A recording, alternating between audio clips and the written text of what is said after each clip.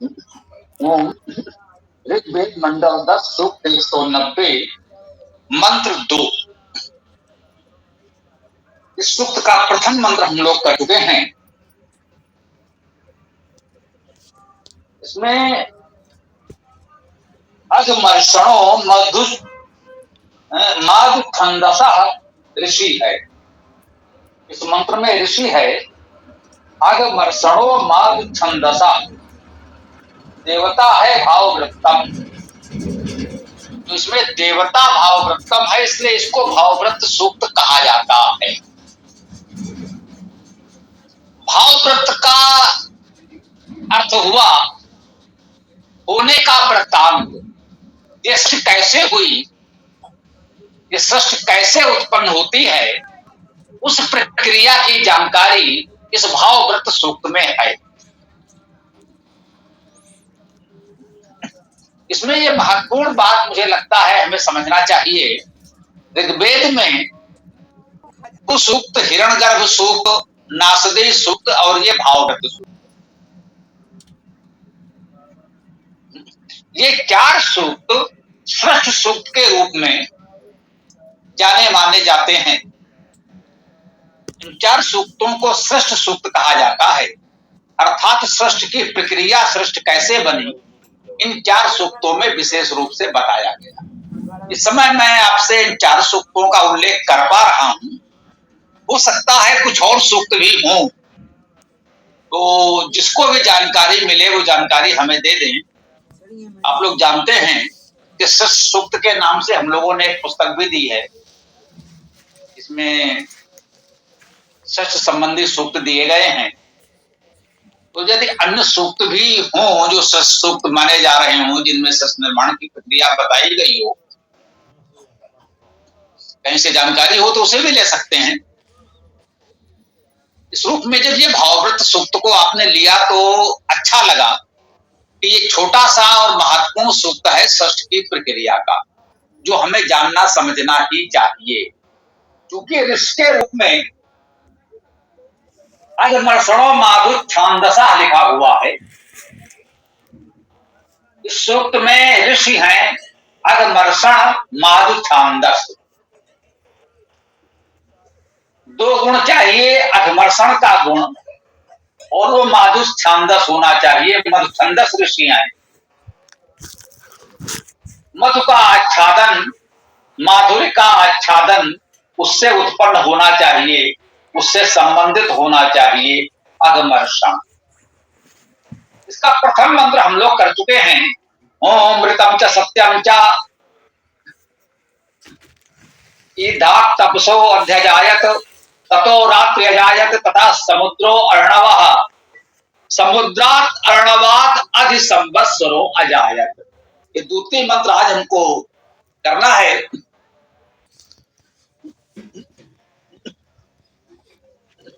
ओम समुद्रात अर्णवात अधि संवत्सरो अजायत अहोरात्राणि विदधत विश्वस्य मिशतो वशी। देखिए कैसा तारतम्य मिलाया है। प्रथम मंत्र में आया था सबसे पहले क्या उत्पन्न हुआ।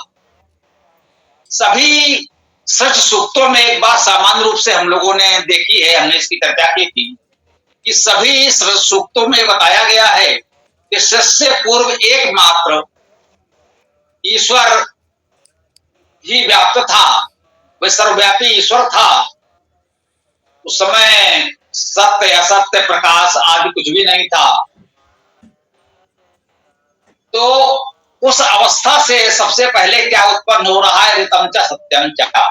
सबसे पहले ऋत और सत्य उत्पन्न हुए, ततो रात्रि अजायत, उससे रात्रि उत्पन्न हुई और उससे समुद्रो अर्णवः, अर्णव समुद्र उत्पन्न हुआ। यह प्रथम मंत्र की चर्चा हम लोग कर चुके हैं। आज द्वितीय मंत्र में विशेष बात यही है कि प्रथम मंत्र में कहा गया था ततो रात्रि अजायत तथा समुद्रो अर्णवः, उससे अर्णव समुद्र उत्पन्न हुआ। और द्वितीय मंत्र यहीं से आरंभ हो रहा है, समुद्रात अर्णवात आदि। जो पहले समुद्रो अर्णवा कहा गया था, अर्णव समुद्र उत्पन्न हुआ, उस अर्णव समुद्र से अब कुछ और उत्पन्न होगा। क्या उत्पन्न होगा? समुद्रात अर्णवात अति संवत्सरो अजायत। उस अर्णव समुद्र से संवत्सर उत्पन्न हुआ।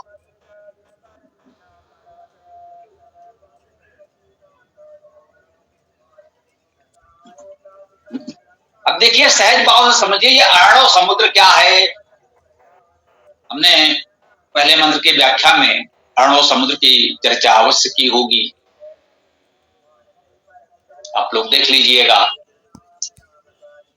उस अर्णव समुद्र से संवत्सर उत्पन्न हो रहा है, ये बात आज महत्वपूर्ण है। ये संवत्सर किससे उत्पन्न हो सकता है? आज जिसे सामान्य व्यवहार में लोग समुद्र कहते हैं, उससे संवत्सर उत्पन्न होगा। तो फिर ये संवत्सर क्या है, अलग से उसका अर्थ करना पड़ेगा, समझना पड़ेगा। स्वाभाविक है, ये समुद्र वो तो नहीं है जिसे आजकल बोलचाल में हम वर्तमान बोली में, खड़ी बोली में समुद्र कहते हैं। समुद्र शब्द तो वैदिक है, वेद में अनेक बार समुद्र शब्द आया होगा। कितने बार आया है अब आप लोगों के पास खोजने की व्यवस्था है, आप तत्काल खोज कर बता देंगे वेद में कितनी बार समुद्र आया है। हम केवल इतना ही कहेंगे कि समुद्र जितने बार भी आया होगा, शाब्दिक अर्थ तो उसका एक ही होगा, परंतु प्रकरण के अनुसार भावार्थ अलग हो सकता है। ये दोनों बातें पूरी तरह सत्य हैं। कुछ लोग केवल इसी पर लगे हैं, अरे भाई प्रकरण के अनुसार अर्थ किया जाता है। भाई प्रकरण के अनुसार अर्थ किया जाता है तो आप मनमाना अर्थ तो नहीं कर देंगे कि कहीं पर आप समुद्र का अर्थ पेड़ कर देंगे, कहीं समुद्र का अर्थ पहाड़ कर देंगे, कहीं मनुष्य कर देंगे, कहीं कुछ कर देंगे। तो भाई ऐसा तो नहीं कर सकते। प्रकरण के अनुसार अर्थ किया जाता है। जो कहें कि प्रकरण के अनुसार भावार्थ किया जाता है, वह होना चाहिए शब्दार्थ के अनुकूल। शब्दार्थ से परे आप कोई अर्थ नहीं कर सकते। प्रकरण के अनुसार आप अर्थ में मनमानी नहीं कर सकते, ये मर्यादा है। प्रकरण के अनुसार भावार्थ में कुछ अंतर तो आएगा, यह स्वाभाविक है, क्योंकि वेद काव्य है, प्राचीनतम काव्य है, अत्यंत श्रेष्ठ काव्य है, और काव्य की एक अपनी शैली होती है, प्रतीकों में, रूपक में, उत्प्रेक्षा में, उपमा में बात की जाती है। इसीलिए इन दो मर्यादाओं का ध्यान रखेंगे तो वैदिक शब्दों का, वेद मंत्रों का सही अर्थ आप जान पाएंगे कि शब्दार्थ जो भी है वो धातु के अनुसार निश्चित होगा। वैदिक शब्द धातुज हैं, उनका धातुज अर्थ ही ग्रहण किया जाएगा। ये आप लोगों ने देखा होगा, आचार्य शरण ने भी कहा कि वैदिक शब्द धातुज है, उनका धातुज अर्थ ही ग्रहण किया जाएगा। उदाहरण के रूप में उन्होंने कहा गो शब्द गम धातु से बनता है, उसका अर्थ गतिशीलता है, और जो कुछ भी गतिशील है सबको गो कहा जा सकता है। अब प्रकरण के अनुसार इस गो का भावार्थ क्या लेंगे वो अलग अलग हो सकता है, परंतु गो शब्द का अर्थ गतिशील है, प्रगतिशील है, तो गो उसी को कहा जाएगा जो गतिशील हो, अन्य को नहीं कहा जा सकता। भावार्थ प्रकरण के अनुसार निश्चित रूप से अलग अलग हो सकता है। जैसे कोई यात्रा पर जा रहा हो और कहे भाई यात्रा के साधन के रूप में गो लाओ, तो वो गतिशील प्राणी घोड़ा ला सकता है। हो सकता है वहां गो का अर्थ घोड़ा हो जाए, क्योंकि जाना है और जाने में घोड़ा सहायक है। कृषि कार्य करना है तो गो का अर्थ बैल हो सकता है। तो इस प्रकार प्रकरण के अनुसार इतना भावार्थ तो अलग हो सकता है, पर शब्दार्थ गो का गतिशील ही होगा, वो कभी भी परिवर्तित नहीं हो सकता है। यही बात यहाँ समुद्र या किसी भी अन्य शब्द के लिए है। अर्णव समुद्र से संवत्सर उत्पन्न हो रहा है। ये अर्णव भी धातु से था, समुद्र सम्यक उंदने क्लेदने धातु से है। एक गतिशीलता का विराट सागर, महासागर आपके समक्ष है, विक्षोभ है। जो कल्पना की जा रही है, मान लीजिए जब सृष्टि नहीं थी, क्योंकि यह सृष्टि सूक्त है, तो सर्वप्रथम तो ये कल्पना करें कि जब सृष्टि नहीं थी, कुछ भी नहीं था, केवल एक रस परमेश्वर ही सर्वव्याप्त था और कुछ नहीं था। उससे धीरे धीरे सब कुछ उत्पन्न होना आरंभ हुआ। ऋतु उत्पन्न हुए, सत्य उत्पन्न हुए, रात्र उत्पन्न हुए, अरणव समुद्र उत्पन्न हो गया। अब उससे संवत्सर की उत्पत्ति हो रही। तो ये अरणव समुद्र गतिशीलता का विस्फोट है, गतिशीलता का महासागर है, निश्चित रूप से है।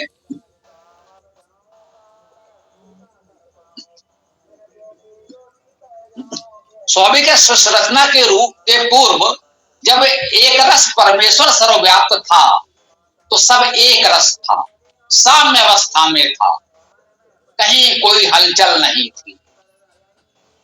अब संरचना आरंभ हो रही है तो वो विक्षोभ, वो हलचल आरंभ हो रही, वो एक विराट विक्षोभ उत्पन्न होता है। जब विक्षोभ उत्पन्न होता है, एक घटनाक्रम आरंभ होता है।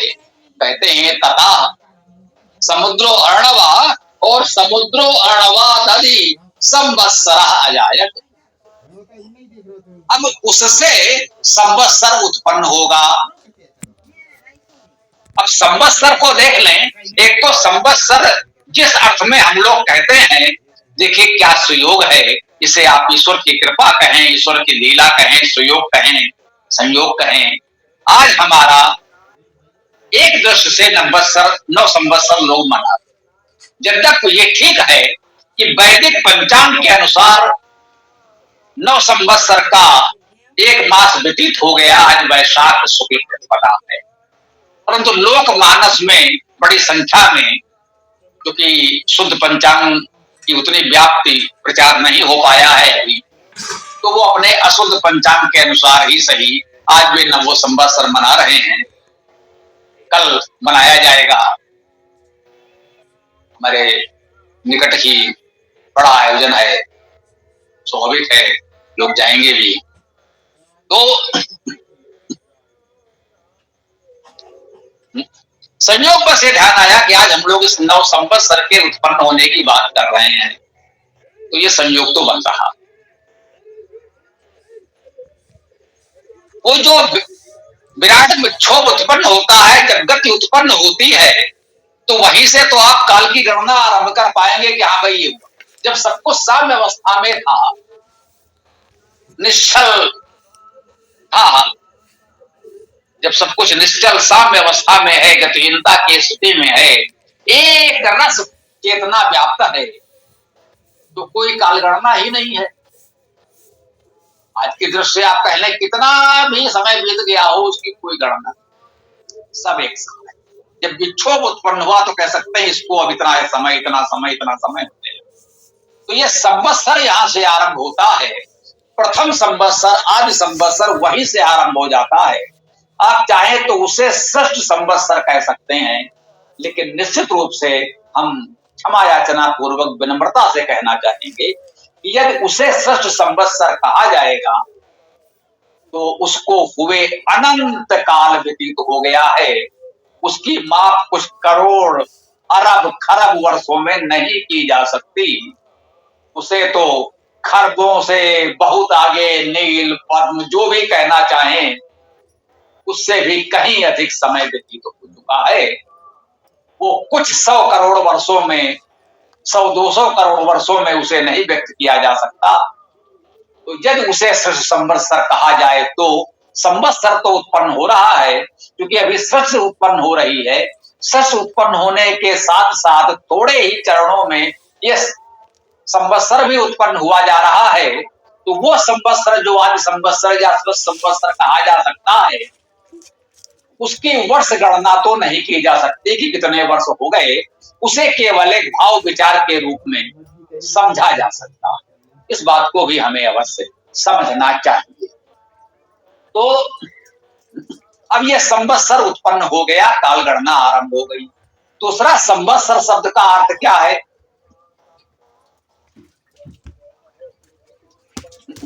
सम उपसर्ग है, सम्यक रूप से, भली भांति।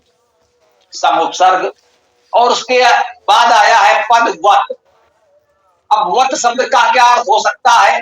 एक तो वत प्रत्यय के रूप में प्रयोग होता है, निम्नवत, आत्मवत, आत्मवत सर्वभूतेषु, अपने समान। वत आता है समान के अर्थ में, उसके जैसा। समान का अर्थ यहाँ समानता से नहीं, उसके जैसा यू के अर्थ में आता है। संवत, सम के सम्यक रूप से यही अर्थ होगा फिर तो संवत का, सम्यक रूप से। अब सर्व आया, इस सर का क्या अर्थ हो गया? श्री धातु से सर बनेगा। श्री सरत गच्छति इति सराह, गतिशीलता ही है। अब काल की गति आरंभ हो गई, जहां से काल की गति आरंभ होती है वहां से संवत्सर का आरंभ होता है। और हमने कहीं हो सकता है व्याख्या में कहा हो, ध्यान आ रहा है मुझे, ये वत है, ये जिसमें धातु आप देखेंगे, जैसा कि हमने बताया कि अभी तो वत प्रत्यय भी होता है, अब सम प्रत्यय और उसमें वत प्रत्यय। सम तो उपसर्ग हो गया और वत प्रत्यय हो गया। उपसर्ग पहले आता है, प्रत्यय बाद में जुड़ता है। तो यदि सम उपसर्ग में यह प्रत्यय जुड़ गया हो तो संवत का अर्थ हो जाएगा सम्यक की भांति, सम्यक जैसा, अर्थात पूरी तरह सम्यक। अब यदि इस वत को धातु में देखना चाहें तो वद धातु है जिसका अर्थ है बोलना। सम्यक वदंती, सम्यक वदती, सम्यक रूप से बोले। वो जो काल की गति, सृष्टि की गति, जहां से ये गतिशीलता जन्म लेती है, वो जो एक रस और व्यापक परमेश्वर था, उससे जब ये विस्फोट होता है, गति का विक्षोभ होता है, गतिशीलता का बहुत बड़ा विक्षोभ हो रहा है, वहीं से काल की गति, सृष्टि की गति, संपूर्ण गति कह सकते हैं, आदिम गति का आरंभ हो रहा है। जब सम्यक रूप से कहा जाए कि यहां से गति आरंभ हो रही है, इस रचना के बिंदु को हम संवत्सर कह सकते हैं। सम्यक रूपेण बोलना उस गति के बारे में। तो वत धातु से चाहे तो ले लें, वत को प्रत्यय के रूप में चाहे तो ले लें, यह भी ठीक है। कुछ लोगों ने संवत्सर की परिभाषा ऐसा करना चाहा है, हो सकता है आपने सुना हो, सम्यक बसंती मासा ऋतवा यस्मिन सा संवत्सर। सम्यक वसंती, वसंत में तो वस धातु है, इसमें वस कहीं है नहीं। वत में या तो वस होता, संवत्सरा होता, ता के स्थान पर सा होता। सा का ता संध के नियम से नहीं होता, ऐसी कोई व्यवस्था हमारी जानकारी में नहीं है। कहीं हो, मैं ये नहीं कहता कि मैं जो नहीं जान रहा हूं वो होगा ही नहीं, हो सकता है कहीं हो, पर वो अभी स्पष्ट नहीं हुई है। कोई जानकारी में लाएगा तो हम अवश्य उस पर विचार करेंगे। तो यहाँ वसने वाली बात तो नहीं आ रही है। वत को हम प्रत्यय मान सकते हैं, और धातु माने तो वत धातु माननी पड़ेगी। वस धातु का यहाँ पर हमें नहीं प्रतीत हो रहा है उचित। शेष जैसी जिसकी इच्छा, कोई मानना चाहे तो मान भी सकता है। तो समुद्रात अर्णवात अज संवत्सरो अजायत, उस अर्णव समुद्र से, उस गतिशीलता के विक्षोभ से संवत्सर की उत्पत्ति होती है। यहां से संवत्सर आरंभ हो जाता है। ये इस मंत्र ने आपको बताया। और कहते हैं अहोरात्राणि विदधत। अब जब संवत्सर आरंभ हो गया, क्योंकि 3 मंत्रों में पूरे सृष्टि की प्रक्रिया समझानी है, तो जरा तेजी से आगे बढ़ रहे हैं। अभी सृष्टि की गति आरंभ ही हुई है और तत्काल क्या कह दिया, अहोरात्राणि विदधत। अहोरात्र उत्पन्न हो गए, दिन और रात भी होने लगे, अर्थात सूर्य भी हो गया, पृथ्वी भी हो गई। सूर्य की परिक्रमा पृथ्वी करने लगी, अपनी धुरी पर परिभ्रमण करने लगी। जब पृथ्वी अपनी धुरी पर घूमने लगी सूर्य की परिक्रमा करते हुए, तभी तो अहोरात्राणि विदधत, तभी तो दिन और रात्रि होंगे। अहो अर्थात दिन रात्रि तो हम समझ ये अहोरात्राण कहते हैं दिन रात। तब अहोरात्राण विदधत, तब और दिन और रात्र भी धारण कर लिए। इस सृष्टि में दिन और रात्र भी धारण हो गए, दिन और रात भी होने लगे। विश्वस्य मिशतो वसी, विश्वस्य अर्थात विश्व का या सबका, मिशतो या मिशता विशेष आदि को प्राप्त जंगम तथा जड़ दोनों कर दिया है। मिशतों को आप चाहें तो देख सकते हैं मिश्र धातु,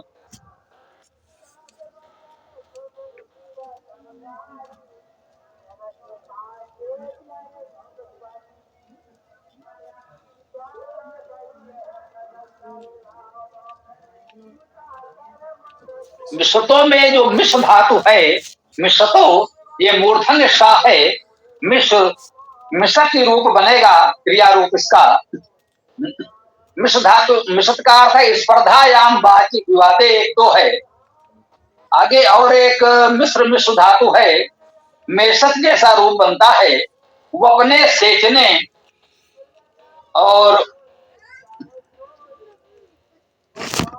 घर्षणे अर्थ भी दिया हुआ है। तो वपने सेचने घर्षणे अर्थ में एक मिश्र धातु ये भी होती है। संभवतः यही धातु यहाँ पर ये मिश्र उपयोग हो गई होगी, मिश्रता अर्थात संघर्षण से, वपन अर्थात बोने से, षष्ठ का बीज बो दिया गया है, सेचने सिंचन करने से। मिशतो अर्थात वपन सिंचन से, वशी वश धातु इच्छा करना, ने आपको बताया है। वश धातु का अर्थ है इच्छा करना, और वशी जिसकी इच्छा में सब कुछ है, इच्छा वाला, वशी अर्थात इच्छा युक्त। जो भी इच्छा हम करें, कोई करे, जो भी इच्छा की जा सकती है तो सब वो परमेश्वर में समाहित है। यहाँ पर वशी को परमेश्वर का गुणवाची नाम मानकर अर्थ किया गया है। वशी अर्थात सब कुछ बस में रखने वाला परमेश्वर। मिशतो वशी, सबका वपन सिंचन करने वाला, संपूर्ण सृष्टि की समस्त इच्छाओं को अपने वश में रखने वाला वो परमेश्वर कहते हैं, उसी ने ये सब उत्पन्न किया। वह वशी सबको वश में रखने वाला परमेश्वर है, जिसने इस सृष्टि का बीज वपन किया, अभिसिंचन किया और उससे ये सब कुछ उत्पन्न किया। जो पिछले 2 मंत्रों में संकेत रूप में हम लोगों ने पढ़ा, ये भी ध्यान दीजिएगा, ये ऋग्वेद के अंतिम सूक्त के पूर्व का सूक्त है। जो भी समझा ऋग्वेद ने अंत में चलते चलते 3 मंत्रों में सृष्टि की प्रक्रिया को पुनः हमें स्मरण करा दिया कि आप भूलिए नहीं कि ये सृष्टि कैसे बन रही है, भ्रम में न पड़े। इसलिए ऋग्वेद का समापन करते करते अंतिम सूक्त संगठन सूक्त है, उससे पूर्व षष्ठ सूक्त का पुनः स्मरण करा दिया। अन्यथा इससे पूर्व पुरुष सूक्त, नासदे सूक्त, हिरण्यगर्भ सूक्त में षष्ठ की प्रक्रिया को कुछ विस्तार से बताया जा चुका था, फिर भी 3 मंत्रों में यहाँ उसका पुनः स्मरण कराया जा रहा है। हमें ध्यान रखना चाहिए कि षष्ठ की प्रक्रिया क्या है। और एक बात ध्यान रखिएगा, जब भी कोई बात करे अद्वैत, द्वैत, त्रैत, तो स्पष्ट है कि जो षष्ठ की प्रक्रिया है, जो षष्ठ सूक्त है, वहां पर ये विषय स्पष्ट होना चाहिए कि षष्ठ से पूर्व क्या था। 1 था, 2 था, 3 था, जो भी था इन षष्ठ सूक्तों में स्पष्ट होना चाहिए। लेकिन हाँ, ये मैंने अवश्य कहा कि अभी हमने कहा पुरुष सूक्त, हिरण्यगर्भ सूक्त, नासदी सूक्त और ये भाववृत्त सूक्त, 4 सूक्त षष्ठ के हमने बताए। इसका ये अर्थ नहीं है कि ये 4 ही सूक्त हैं। मैं कह रहा हूं, हो सकता है मेरी जानकारी में इस समय मैं आपको 4 बता पा रहा हूं, यदि अन्य भी कोई षष्ठ सूक्त है और उसमें यह बताया जाता है कि भाई षष्ठ से पूर्व आदि अवस्था में 2 थे या 3 थे, तो हम उस पर अवश्य विचार करेंगे। लेकिन अभी ये 4 सृष्टि सूक्त हमारे समझ में, उनमें तो यही संकेत किया गया। 4 सूक्तों को मिलाकर जब आप पढ़ेंगे तो यही लगेगा कि सृष्टि के आदि में एकमात्र समरस चेतन सत्ता सर्वव्याप्त थी, और उसी में गतिशीलता के इस महाविक्षोभ से धीरे धीरे गति प्रगति सृष्टि का निर्माण आरंभ होता है। तो आज की इस चर्चा को हम यहाँ विराम दें। आप लोगों का जो भी प्रश्न आदि हो तो प्रस्तुत कर सकते हैं। ओम खम ब्रह्म।